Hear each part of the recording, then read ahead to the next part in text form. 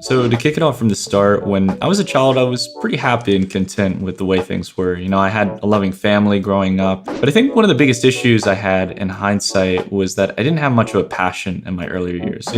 I was always okay in school, kind of getting by, but I never really had anything that stuck with me. One thing I did try when I was a bit younger is creating YouTube videos with my friends back in 2007. I made about probably a dozen channels that ended up failing in the process. But in the fall of 2011, a teacher had noticed my engagement and participation in the discussion topic we had in our social studies class. And he kind of nudged me on the shoulders to watch the 2012 Republican presidential debate. And I kind of thought to myself, okay, I'm not going to go into this with much enthusiasm myself with politics, please. I don't have any kind of passions. Why would I do good at this? So they started talking about foreign policy and down the list the same thing over and over. That was until they went on to a gentleman named Ron Paul, who shared a completely different take on the issues. Looking back on it, I really owe a lot to Ron for leading me to where I am today. To put it lightly, this event sparked a dopamine rush in my head, leading me down a rabbit hole of studying things I wouldn't have even dreamed of learning about, such as foreign policy, economics, finance, you name it. And as a few weeks passed, I started diving into the 2008 recession,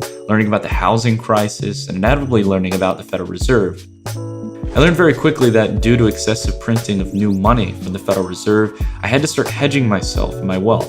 Well, what little I had at the time. And funny enough, I hadn't been excited for anything like this throughout my life. I can finally remember my dad picking me up from school on my birthday as we went straight to the bank to open up my first brokerage account so I could purchase my first stock. From there, I started diving deeper into finance, investing in the stock market, and buying just about anything from risky marijuana penny stocks to Chinese solar companies. I came across a YouTube video titled "What is Bitcoin?" It mentioned promises of decentralization, mentioning how it utilized miners, minting new coins to secure peer-to-peer transactions, which all the time really flew over my head, to be honest. And this is where I made what is probably the most expensive mistake I'll ever make within my life.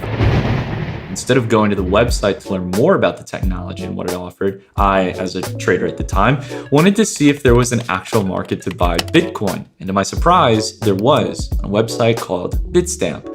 I found Bitcoin's price feed on the website and immediately laughed to myself, $3 per coin? Seriously? People are spending $3 on some fake internet money?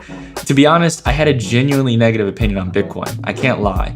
I grew to becoming so skeptical of the financial world after learning about the 2008 financial crisis, and to be honest, it all seemed too good to be true at the start.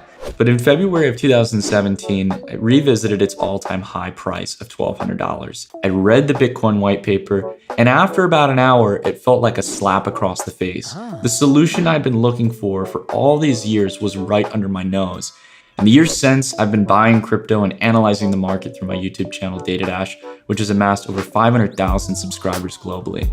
Cryptocurrencies are clearly a once-in-a-lifetime opportunity, breakthrough innovation, and they will continue to impact our lives in miraculous ways, similar to how the internet or electricity reshaped our day-to-day lives. But if you take anything away from this video, remember this. As you go throughout your life and you discover new emerging trends and technologies in the market, make sure that you don't become your own worst enemy. And what I mean by that is to always make sure you maintain a fresh perspective, always keep open to new ideas. And on top of that as well, understand that even though you may not see value in something today, that there still may be value there that is yet to be understood. Who knows? It just might change your life.